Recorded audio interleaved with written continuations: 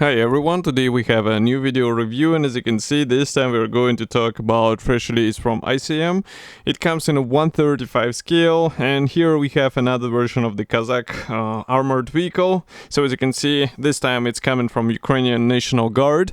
In 1/35 scale it should be quite an interesting build, and we reviewed the initial release, so it will be also quite engaging to see what is supplied in this one. So straight away I can say that the box size is typical for this brand. Here is comparison with my hand. We have quite nice box art here, and it's also written that the kit number is 35015, and well, the box size, as I said, is similar to the previous Kozak version.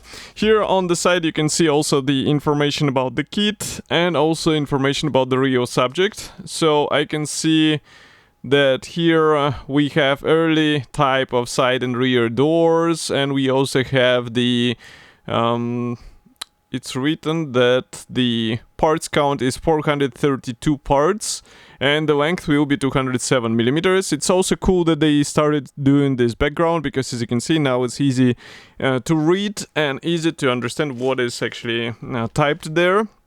And on the opposite side you can see also 4 marking options which are included here. They are quite different, which is really cool because it gives you some variety. But now I need to find my knife in order to open this box, because it's closed with the sticky tape, as you can see, so I need to cut through it. In the meantime, I can also remind you that you can find the video of the previous version on our YouTube channel, so just type in the Kozak name and you'll find it easily, together with the detailed photo review, which is usually posted in the video description below. So for this kit it will be also there once the article is published and live on the website. So the box structure, as you can notice, is standard for ICM. So if I open it, it's a color printed top cover, and it's a bit of a tight fitment here, so just give me a moment. As you can see, it requires 2 hands to do so. And if I remove it, this white cardboard box is actually protecting all the parts. And let's open it. Here is inside, you can see what we get. So all of the frames are packed into one plastic bag. So I'm going to take it off the table and open the plastic bag, which is a resealable plastic bag. So it's easy and quick to open. And of course you can reuse it later, which is also quite useful in our hobby, because you don't have to use everything at once and you can store the parts, hide them from dust. So first of all, we have the PE fret. Here it is. Maybe I will zoom in a bit so that you can see what I'm talking about. This unpainted PE fret will definitely come in handy for some fine features on your vehicle. And as you can see, the thickness is not that thin, but I think it's more of an advantage, because this way it will be more difficult to damage the parts. Next, I'm trying to separate one frame from another, because it looks like it got interconnected. And here we have the frame C. So this one is dedicated to the mix of parts, and maybe I will zoom out first, so just give me a moment. Now you can see what I'm talking about here. Maybe we can also open the lenses. So here we have the brakes and wheel axles. We have also the leaf springs here, the leaf springs here, again some wheel axles parts here. Everything looks quite nice. So if I, for example, zoom in here in this corner, you can see that there are a lot of pre-molded features. I think for a 1/35 scale this is definitely a great thing, because it will add some let's say definition and also make your model a bit more realistic. Also, those are the supports for the seats, as you can see here. They have these special lifts or suspensions. We also have the steering wheel here and the leaf springs, which I was mentioning a few seconds ago. But again, overall the molding quality looks clean and crisp. So it's just a matter of gluing these parts together, and it might take some time, but I think the final result will be completely worth it. So just take your time and do not hurry with it, and you will be really surprised with the result. Okay, next we continue with the sprue D. So those ones are supplied in 3 pieces, and I will show you only one, because there is no point to show the same parts again and again. So here we have the seats for this car. We also have the jerry can here and various minor handles here. So just to give you an idea of how small they are. Here you can see comparison with my fingertip. They're really small and thin. Maybe some modders will try to replace them with a metal wire, but it will be up to you whether you are up for such, let's say, detailing challenge, or you are fine with what is supplied in the standard package and you would just use it on your model as well. By the way, here you can see the various guards. Also we have seat parts here, and well, the interior out of the box is quite detailed on this model, so definitely worth thinking how to expose it on the finished model, because otherwise it will be quite a shame to have it hidden inside the vehicle.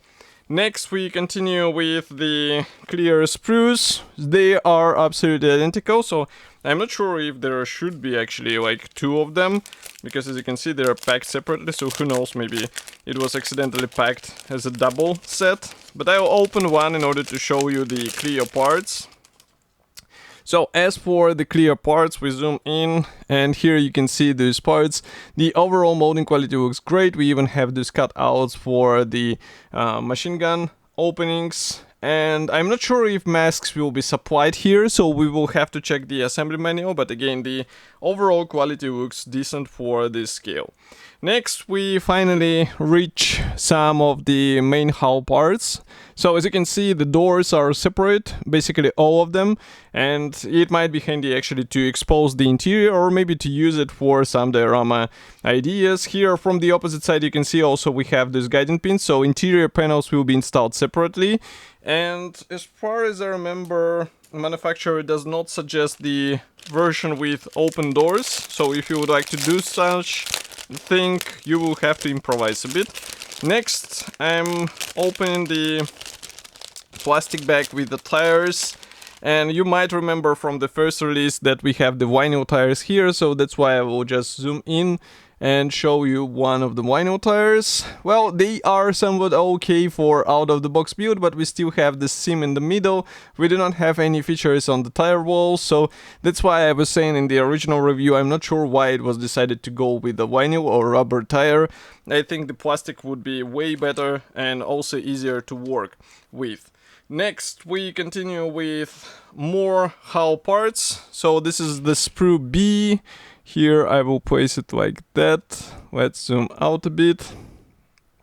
Okay, so here we have again the separate doors, but those are exactly what I was talking about. Those are interior inserts, they are glued from inside. We have also the separate bonnet here, but I'm not sure if it will be worth opening it because we do not have any engine supplied here.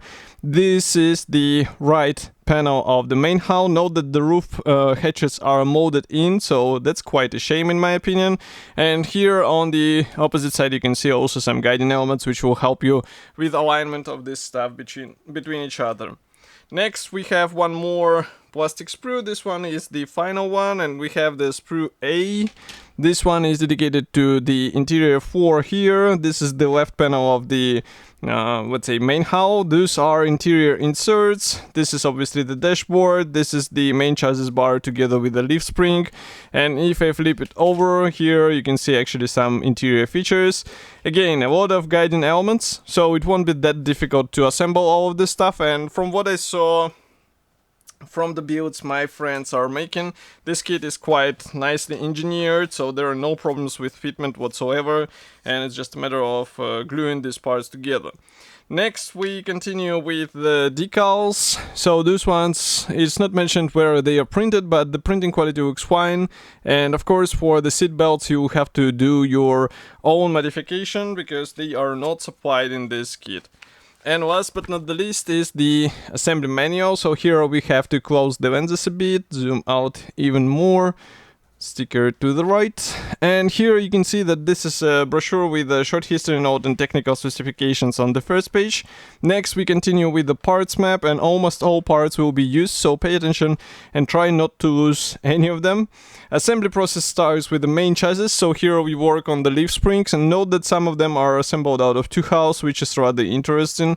I guess otherwise it was not possible to replicate the thickness of those elements. Next we continue with the chassis installation and the interior floor. We also install various protecting sliding plates, and then we continue with the wheel axles.